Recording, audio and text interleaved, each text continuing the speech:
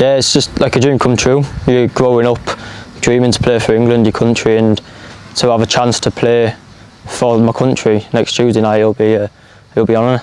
Yeah, I couldn't ask for it to be anyone better with to go to England with. My best mate, obviously Jack.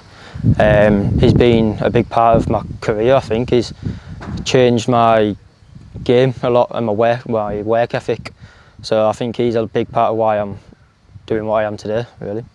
Yeah, I was just driving home and then I looked at my phone, Paul Anderson was calling, so I just quickly pulled over on some double yellers. Answered the call, he said, "You're part of my 21-man squad," so I didn't know what to say.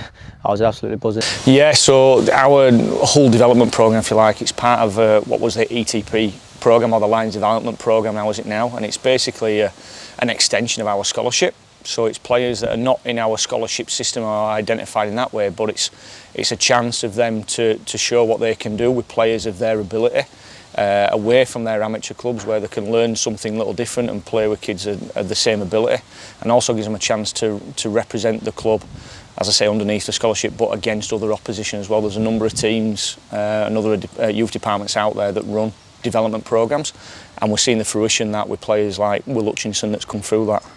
Yeah, well, it was just some lads that didn't get picked for the scholarship got asked to come down once a week training with the development squad. And we was meant to have a game in Whitehaven and then it got cancelled, so we played against each other in YPC at Pickering Road. And Pete Radin was there, who first just got announced as the head of youth. And then after that game I got the call and he said he wants me in the scholarship squad for the year. So when I look back on it now, I feel it was probably the right thing, and it made me a better player, and it made me think differently on how I played and how I trained. So I think, as much as disappointing as it was, I think it was a big part of my career, really. It's the same with every kid in our youth system, regardless of where they are on the level or what it says on their registration form, whether that is development squad or scholarship or academy or dual reg.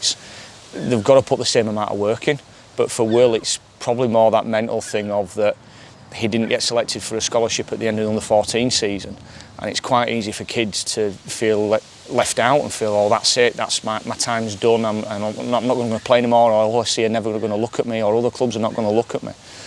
And for Will it's having that, probably that positive mental attitude and that winning attitude of, all right, I'm going to keep going here, I'm going to back myself, I'm going to know what I'm going to do. And Will did that. He showed a lot of mental resilience, especially with a lot of players in his team that were on scholarships, just to show that he's hard working and he'll know that if he keeps on what he's doing, he will get his opportunity.